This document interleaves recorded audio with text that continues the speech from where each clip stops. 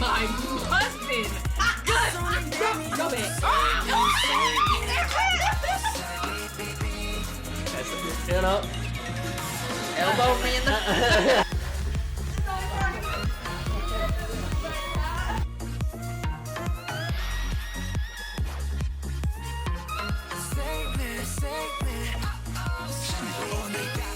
Hey guys, welcome back to the channel. It's K-Poppin with Fallon. If you're new to the channel, I am Fallon. And we are back with another reaction video today. This one's going to be a little different. My friend TJ, who has gotten me into 2NE1 in the past, sent me a suggestion. It's, let me see. It's called How 2NE1's Sudden Disbandment Influenced Blackpink's Creative Direction. As far as, well, that's what we're going to be reacting to today. I love 2NE1. I love their music. I still have a lot to learn about them. I got to get back into reacting to them and finishing 2NE1 TV. But I really, really love their music. I love what they stand for and what they talk about in their music. And they're talented and they're beautiful. I think they were disbanded way too early. I think they could have done so much more if they hadn't been, but it's a whole nother story. And Blackpink, I like their music. I like a lot of their songs, but I'm not like I've never like really deep dived into like the members. I know who the members are, but I don't know everything about them. I've never seen them live or anything. So I like their music, but I think I would probably I like 2NE1 more. As far as just the performances they put on, their talent, and just, I don't know. There's just something about 2NE1 that really stands out. So I think this will be interesting to watch. And TJ says it's very informative. So let's check it out and see what we learned today. If you're new to the channel, welcome. If you're coming back, welcome back. And hope you enjoy the video. So let's check it out together. All right.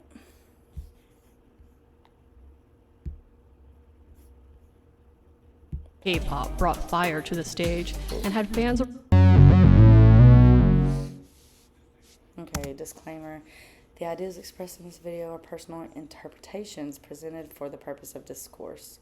These are just my opinions, and you are free to form your own. Please be respectful and kind to others. Thanks for watching and enjoy. Okay.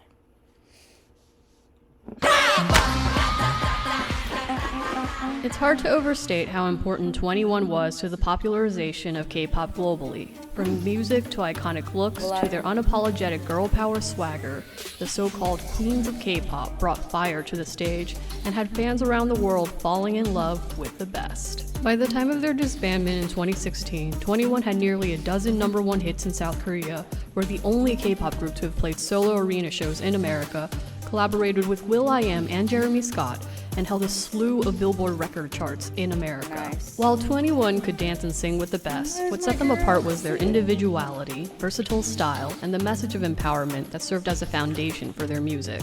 They taught their fans that it was okay to be themselves, even if that meant being ugly, vulnerable, sad, lonely, a totally relatable human being.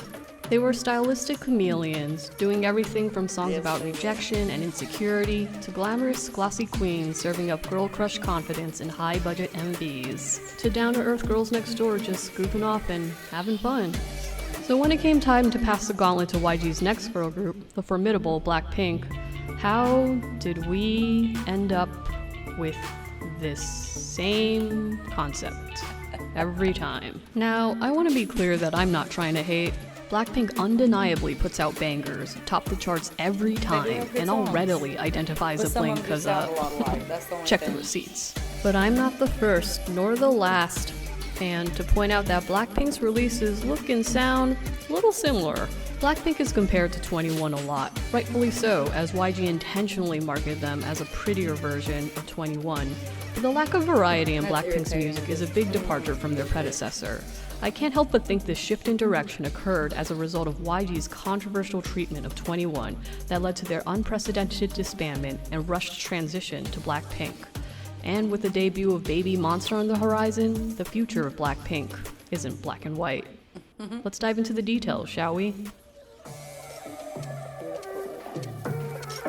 In order to understand why YG's founder and then CEO, Yang Hyun-suk, cared so much about Blackpink's visuals, we have to talk about 2NE1's relationship with K-pop beauty standards as a leading girl group in the second generation.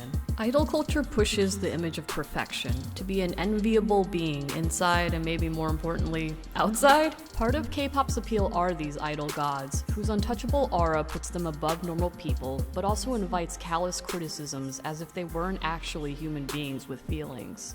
But 2NE1 embraced the flaws that made them human. They were idols that led by example, rather than ideals. The members of 2NE1 are all beautiful women with unmatched charisma, but because they didn't fit into conventional beauty standards, 2NE1 was called the ugliest girl group by the public, and even worse, by their own CEO.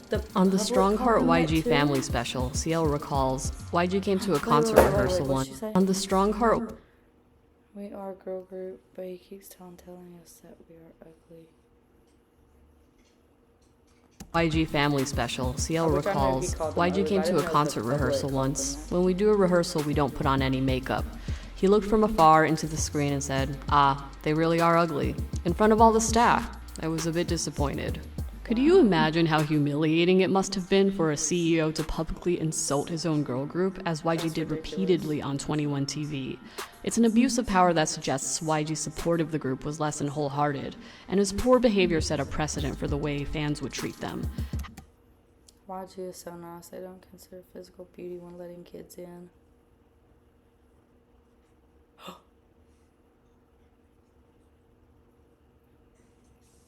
Oh my god. How could you expect audiences to respect you when your own company doesn't? True to their irrepressible spirit, though, 2NE1 rose above and reclaimed the situation. They embraced the criticisms and put out the powerfully vulnerable single, Ugly. I think I'm ugly, and nobody wants to love me. Just like her, I wanna be pretty. I wanna be pretty. Ugly is a pop rock anthem about feeling small and unloved as an ugly person, being constantly compared to prettier idols. If you're a later gen fan or a Blink, you might wonder how this was even allowed, considering how tightly controlled girl group images are nowadays. Back then, says CL, artists had more creative control over the music. There was more room for personal experimentation, so 2NE1 made their voices heard. To their haters' dismay, Ugly became the second highest selling single domestically, after their international breakthrough hit, I Am the Best, followed closely by Lonely, another single that showcases 2NE1's knack for bearing their raw emotions through their music. It shows that deep down, even in a place with sky-high standards like South Korea, we all just want to be seen for who we are. Not everyone can be a visual goddess, but we've all felt like the ugliest person in the room, longing to be as pretty as someone who probably has the same insecurities. I'm not saying Blackpink's music doesn't contain darker emotions, but there always seems to be a romantic veneer over it. The members cry and sing about being messed up and alienated, but they're always depicted in such a way that glamorizes the pain, makes them seem untouchable. But 2NE1's darkness is different. Raw. CL's abuse scene in Go Away caused a commotion when it premiered, but it showed that the group wasn't afraid to get real, and their company wasn't afraid to let them either. They tap into the ugly, yet human urge to doubt yourself. At the same time, the way 2NE1 rejects expectations in their MVs and in their career shows that you can still believe in yourself while experiencing moments of doubt. Love interest ignores you, tell them you don't care. Crappy ex doesn't want you, make them go away. At the end of the day, having self-esteem means you can still say you're the best. It's a more realistic and nuanced take on reality that teaches us about how to navigate an often harsh world with confidence and resilience. I agree. Of course, it's tough to be tough, and lessons come at a price. Behind the scenes, the criticism caused significant emotional harm to the members. In an interview with Billboard after leaving the group, Minzy expressed, "People, netizens, were critiquing the fact that, we were not the prettiest group. We were the ugly group. I didn't know how to process that. I held that in. It was tough. We pretended it was not a big deal and tried to forget about it, but you can't forget about that. It's tough." Minzy, who was an impressionable teenager at the time, revealed that she suffered from severe depression from the insults that would trigger a downward spiral, contributing to the group's eventual disbandment. Netizens will wholeheartedly blame other member controversies, but the reality is far more complex than what we'd like to believe.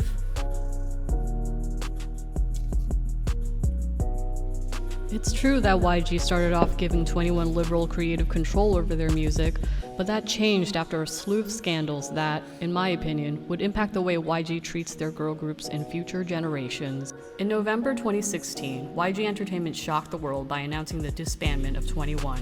Fans were surprised by the news. YG Entertainment YG has officially announced that 2NE1 is disbanding, though the group is no more.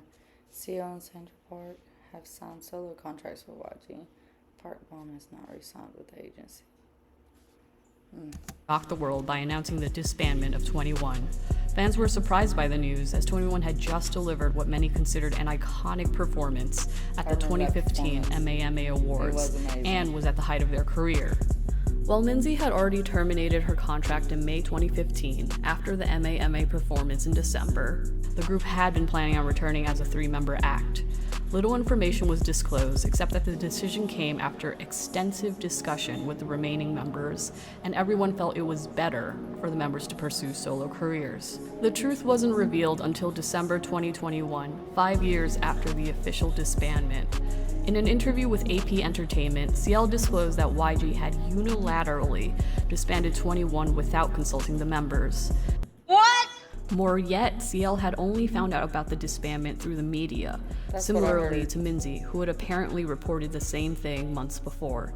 CL said, "I was at a Thanksgiving dinner and my phone blew up. But yeah, those situations, that was very heartbreaking for me." What the fuck is this? So YG essentially lied about having discussed the disbandment with the group, demonstrating how little regard they have for the media, their fans, and their own employees. It soon became clear that interpersonal tensions between YG and 2NE1 led to the controversial events surrounding the disbandment. In a bombshell report published on YouTube by entertainment reporter Lee Jin-ho, he reports that YG gave up on 2NE1 because the label had a difficult time controlling one member. Let that sink in. YG did not want to continue with 2NE1 because they could not deal with conflicting ideas. Ironic, as rebellion and individualism are constant themes in YG's music, which itself borrows heavily from hip-hop, a genre historically rooted in anti-authoritarianism and rule-breaking. I'm not saying this means YG should have just rolled over and let 2NE1 do whatever they wanted, but the way that this was framed as a matter of control is unprofessional and degrading. This isn't how adults handle things. Lee goes on to reveal that YG had forced the member in question to write a handwritten note promising to focus on promotions, but she was unable to keep her promise, and suggested that the member wanted to prioritize her solo career. I'm sure that had some truth to it, as Minzy also suggested she was disappointed at not having been able to do more solo activities under YG, but plenty of idols have solos and stay within their groups, YG artists included. CL, who many speculated was the contentious member, because I mean, have you heard her solo stuff? Yes. Expressed in an interview how she had a strong desire to take responsibility during the disbandment as the leader of the group, which may hint at her being the one YG targeted. Even so, it's clear from the emotional interview that she wanted 2NE1 to continue on, so I highly doubt she was willing to trade the group for more solo opportunities. The whole handwritten note punishment feels like a weird and patronizing way to exert power over grown women who should have been allowed to express their artistic opinions without fear of being put in detention, especially because 2NE1's ideas helped launch their career. The member who YG had difficulty controlling has never been revealed, and while there's widespread speculation from the public about it, I don't think that it ultimately matters. It doesn't excuse the way YG treated the group. So what happened that soured the relationship between 2NE1 and YG? Although one member was blamed, I think it was ultimately a string of events involving multiple members that gradually snowballed into a greater disaster. The incident that many associate with the beginning of the end of 2NE1 involved Park Bom allegedly smuggling approximately 80 pills of amphetamines to her mother and grandmother in Korea from the United States. To YG's credit, the agency reacted quickly to release an official statement defending Park Bom the next day. It's just the story YG gave was a little convoluted.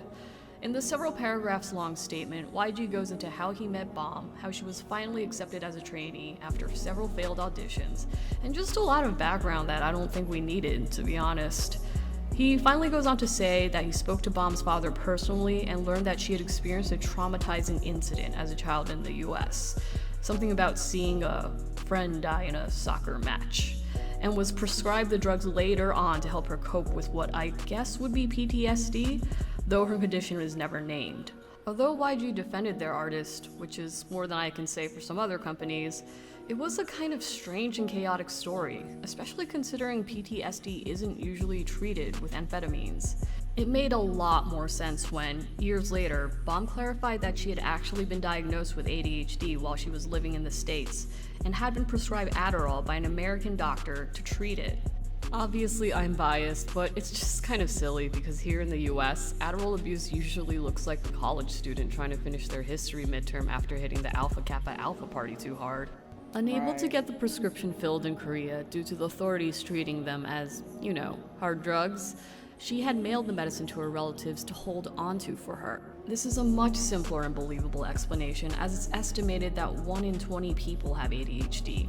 It's not uncommon. Yeah, that whole thing's ridiculous. Mental health isn't well understood in Korea. It could be that YG thought that a sob story about a dead childhood friend would appeal more to the public's sympathy than a claim about mental illness. We don't know the truth, but honestly, I think YG's complicated narrative made things worse.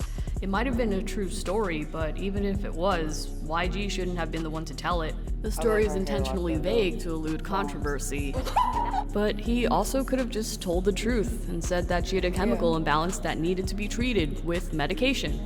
Despite Poem providing medical records and being cleared of all charges almost immediately, netizens would continue the witch hunt for years, resulting in 2NE1 being put on hiatus. Idol drug abuse is a big deal in conservative South Korea. On a broadcast of PD Notebook in 2018, Poem recalled that the hate she received was so bad that she hadn't bought new clothes in 5 years because she was so afraid of going out and being harassed. Despite the controversy, it seems that Poem herself harbors no ill will for YG. She says, "I am thankful to YG, which has raised me, and I also want to express my gratitude to producer Young Hyun Suk. Other people ask if I feel hatred towards them, but that is not true at all." It's wonderful that Poem doesn't hold on to any anger for her former agency, but netizens and the media can't bring themselves to forgive so easily. The incident was still top of mind nearly 2 years later in April 2016, when it was announced that Minzy had failed to renew her contract and left the group. In a later interview, CL would reveal that she had written the lyrics of Goodbye, 2NE1's final release together, to Minzy, begging her to stay. Notably, Poem's verse contains the lyrics, "Don't trust the broken stories, don't lose faith, the promises we made together come to mind," which some fans theorize referred to the drug smuggling incident and the seemingly outsized press coverage of it. It seems the scandal and subsequent hiatus had all been too much for Minzy, along with her depression and feeling lost after having debuted so young. Many fans theorize that 2NE1's performance at MAMA had been a test run to see if South Koreans were ready for a comeback. Yet, the comments calling for Park Bom's resignation after Poor Minzy, she has nearly a 10-year age gap with the oldest uni of the group, and yet the uni's the one causing all the scandals, so she can't say anything. Poor 2NE1 suffering because of Park druggie. Minzy left, showed that the water YG just seems so crazy to me. They hit a drug smuggler for she's not a drug smuggler. Now the wrong member is leaving and YG's using her as a noise marketing. weren't clear yet, and brutal. sadly, never would be. The mob was thirsty for blood and the pressure was on. It was reported that it became a matter of YG's pride to prove 2NE1 was still current after Minzy's departure. With Poem's scandal still weighing on the group's reputation and the added stress of an unnamed member YG couldn't control, YG finally cracked and decided to call it quits. It's sad. In the press release for Minzy's departure, YG had declared, "Let's gather together and be strong and overcome this." Yet things had gone so badly that he couldn't bring himself to sit down with the remaining members and talk through the situation. He could have at least warned them of the disbandment after everything they've been through.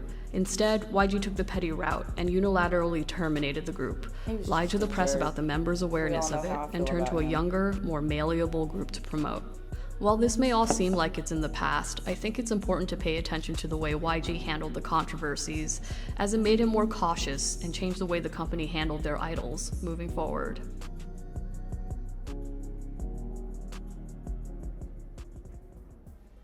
The controversy surrounding 2NE1's disbandment solidified YG's idea that he needed a girl group that was fresher to the industry, more universally appealing, and, importantly, easier to predict. On August 8, 2016, YG debuted their new girl group, Blackpink, earlier than expected in response to the recent disbandment of 2NE1. YG made it crystal clear that he was positioning the group as the successors of the legendary girl group that he just ended. At a press conference held in Moss Stadium in Gangnam, Seoul, YG stated, "If you ask me to distinguish Blackpink from 2NE1, I want to say I did not try to make them different. If you ask me what differentiates them from other groups, I will say I did not form them with that in mind. I tried to make the YG version of a girl group like I did with 2NE1, but this time I wanted the girls to look pretty. With skills." Not only did the statement make plain YG's insecurities about 2NE1's visuals, it revealed that his vision for Blackpink was not to create a unique group with a different concept to 2NE1, but to build what he perceived to be a better version of what had come before. He went on to confirm that Teddy, the main producer for 2NE1, would be writing songs for Blackpink as well. "But it has a different feeling when different persons wear the same clothes," he said. "Two teams have different voices and different faces." By using the analogy of wearing the same clothes, YG is directly comparing the two groups, and again, throwing shade at 2NE1's visuals, failing to recognize what an amazing thing the girl group did for beauty standards. When fans asked about 2NE1, YG would redirect them to Blackpink, suggesting that fans should just forget about 2NE1 since there was a newer, shinier version on the market. Essentially, to YG, Blackpink isn't a different group from 2NE1, they're a more marketable version of the same group. But what's the problem with this? It makes sense on some levels. YG is prioritizing building a consistent brand for the company over unique concepts.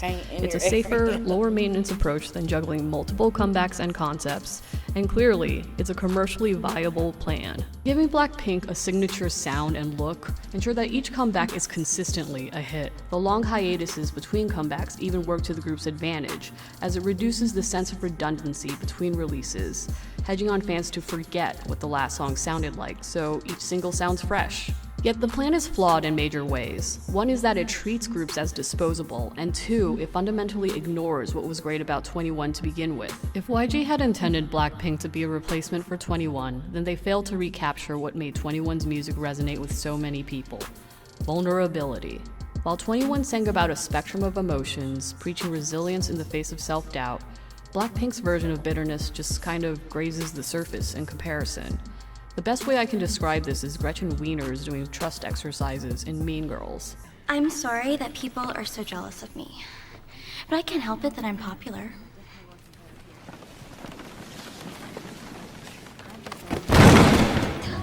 While it seems like Gretchen is trying to open up, she's really just reminding everyone of how much better she is than them.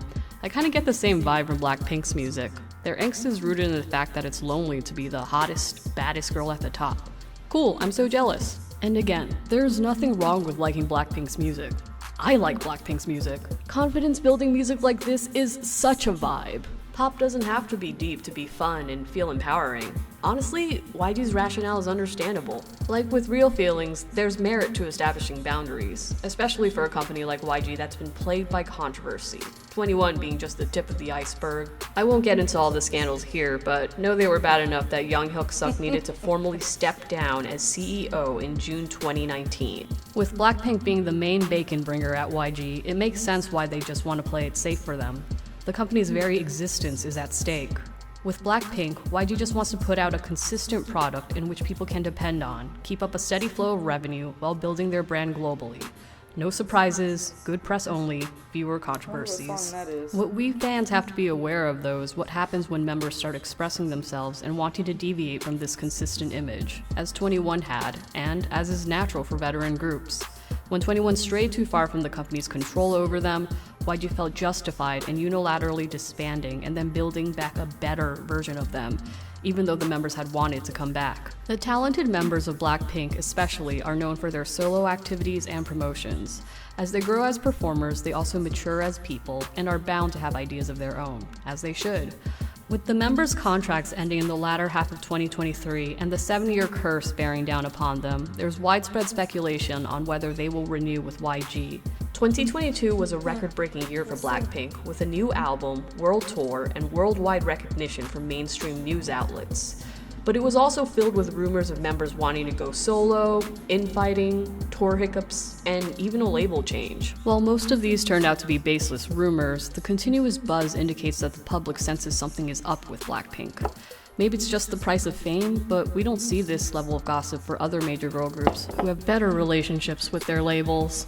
The crux is, YG has never had two active girl groups at the same time. They've so far proven that only one group can stand as the YG version of a girl group. With one concept, one producer, and one controlling CEO who just came back into the picture, it's hard to imagine how more than one girl group can exist under YG without one cannibalizing the others. Which brings us to our next topic. On January 1st, 2023, YG released a teaser video for their fourth generation girl group, Baby Monster.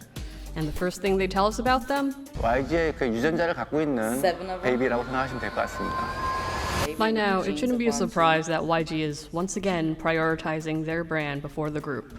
The backtrack says it all. Yeah, that's right. YG is pretty proud of themselves for the highly original master plan to get conventionally attractive idols to put out emotionally opaque music sporadically once the public's forgotten about how similar that last song sounded. This article in K-Biz Zoom about the commentary in the teaser says it best. Whilst these statements were supposed to stimulate interest in the group, many found them to be self-praise, especially when no reason was disclosed for such confidence. I think we can all agree that it's kind of cocky for YG to believe that their selling Everybody point say hi, is William. YG. In fact, Younghyuk Suk has decided to return Now I gotta go back. commentary in That's what he said. teaser says it best. Whilst these statements were supposed to stimulate interest in the group, many found them to be self-praise, especially when no reason was disclosed for such confidence. I think we can all agree that it's kind of cocky for YG to believe that their selling point is YG. In fact, Younghyuk Suk has decided to return as executive producer of YG so that he could personally present Baby Monster to the world. I guess they thought it was safe since he was cleared of blackmail charges from the Burning Sun scandal back in December, but damn, they really didn't waste any time. It's reported that Young's return signified that the agency was in dire need of a leader who can save its skin. But is YG struggling? Isn't Blackpink like the biggest girl group in the world right now? Analyst Park Ha-kyung says the company's shares had been falling due to its dependence on a single artist, Blackpink, and it is unclear as to whether they will renew their contract with the agency. That's right, YG's golden goose is running loose. Remember when YG used Blackpink's debut as a way to deflect bad press about 2NE1's breakup? Well, the news of Baby Monster's arrival just happened to come at the same time as a mass artist exodus. As of January 2023, all 6 members of iKON and all but 1 member of Big Bang have ended their contracts with YG. But the big kicker, the Korea Herald report. Oh yeah, I heard something about. I don't know nothing about iKON, but Big Bang. I think they just came out with a new album. Last year? Because I reacted to the title song from it, and of course now I can't remember the name of the song. It's been so long. But then I had heard that T.O.P. was planning on leaving Big Bang or leaving YG. So then I was like, and then there was something about, it was confirmed that for G-Dragon's solo come back. So I was like, what's going to happen with Big Bang? So Taeyang Black Label. What is SpaceX? Oh my gosh. I was hoping for more Big Bang as a group, but I guess not. But it's okay. I'll still take their solo work. Cause I love me some G-Dragon, Taeyang, and T.O.P. and Daesung. But G-Dragon is my bias. Ended their contracts with YG. But the big kicker, the Korea Herald reporting that Blackpink was moving to Teddy's The Black label. Even though YG denied the rumor, the fact that Big Bang's Taeyang actually did join the Black label made the rumors all the more plausible. But YG's experience with the misdirect. To distract fans and stakeholders from the bad news, they debuted a new girl group. Never mind the fact that even their name, Baby Monster, is a recycled working name for Blackpink.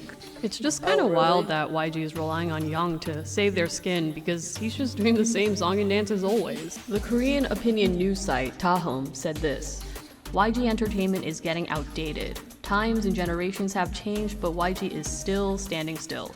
The company no longer provides fresh content, so expectations are low. There are still certain changes in YG's marketing and publicity tactics, but overall, they still circulate in their own predictable whirl. To illustrate, many people have commented on the similarities between the Baby Monster teaser and another girl group YG teased 11 years ago. The working title of that group? Future 21. Highly original. Bullshit. The group never debuted, but it's kind of mind-blowing how much the teaser has in common with Baby Monster. Throwback dance covers of top 40s hip-hop, highlight reels of the vocalists, uncomfortably underage trainees. It's the same approach as what they put out 11 years ago, a millennium in K-pop terms. But by avoiding experimentation, isn't YG just shooting themselves in the foot? With the debut of so many fourth-generation girl groups who can be called monsters in their own right, how is YG going to keep up by doing the same tired thing over and over in the name of self-preservation, mistreating their talent in the process? Things could change if YG expanded its talent pool, brought in more producers and creatives, as well as allowed the artists to have a voice in their music. I do They like could bring some, fresher ideas to the Blackpink's table and bits, much-needed too. diversity to their concepts. I like Times 2NE1's. change, and it's time to give creative control to a younger generation. I never thought I'd be defending Lee Soo-man, but kind of based of him to step down from SM in order to make way for new talent. But Young Hyuk-suk has not demonstrated that he wants to relinquish control.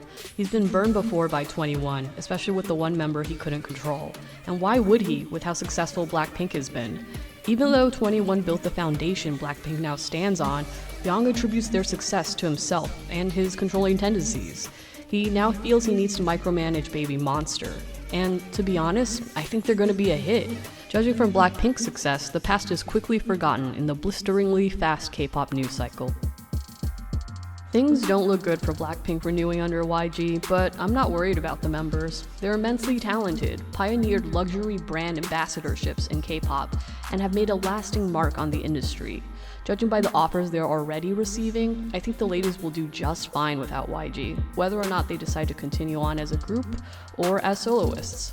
What I really want the fans to ask ourselves is if we're really okay rewarding YG once again for their controlling tactics and conservative approach to management. YG used to work collaboratively with their artists. 2NE1's music and style were so influential because they told raw stories about real human beings, facilitated by YG's management that bundled it all up into a catchy package. But now YG has lost its way. They need to reflect on what 2NE1 taught us, that having a strong sense of identity is possible, even while you're experimenting with new ideas.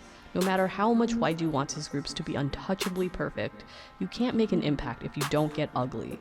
Relying on the same ideas and refusing to change with the times, it's not a good look.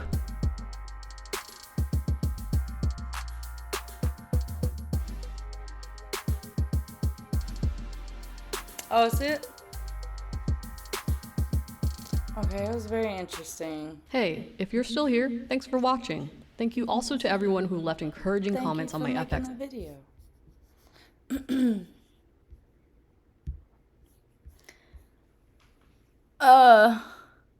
Okay. So this video was by Punicorn?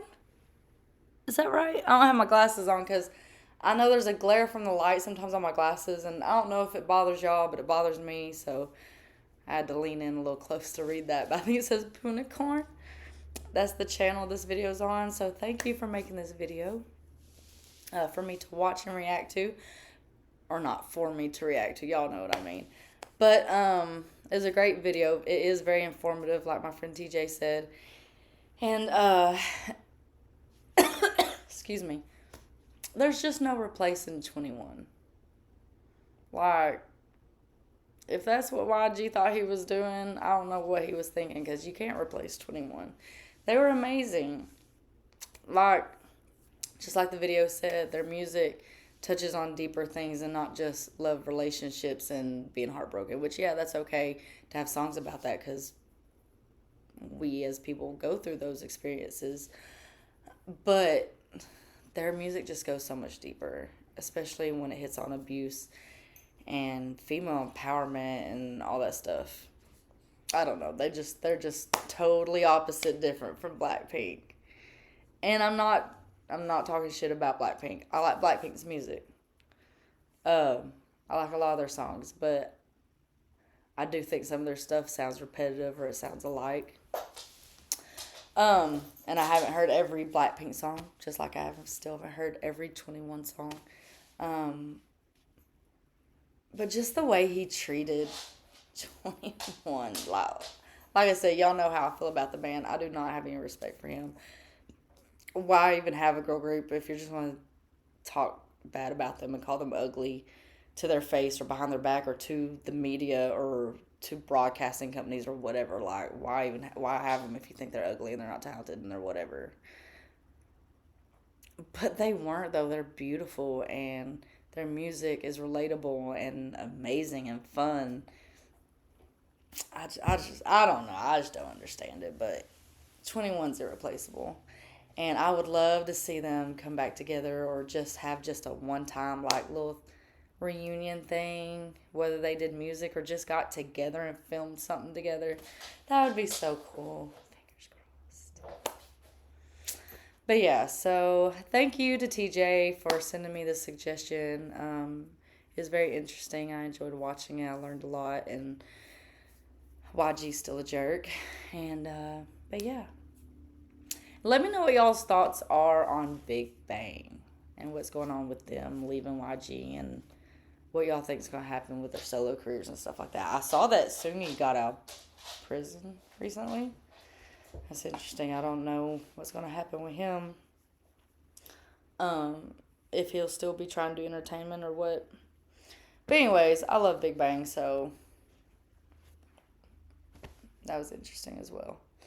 But yeah, I enjoyed the video. Thank you guys for watching my reaction to it. Let me know in the comments anything that I may not have caught or any questions I may have had. I really appreciate the comments and I enjoy reading them and responding. And let me know what else I should react to that has to do with 2NE1. Like I said, I will be getting back into 2NE1 TV. But there's still a lot of music I haven't heard. Videos I haven't seen. So leave those comments and links down below for me, please. I really, really appreciate it. And if you enjoyed the video, hit that thumbs up for me. It really helps me a lot. And thank you to all the people who have subscribed. And I'll see you guys in the next video.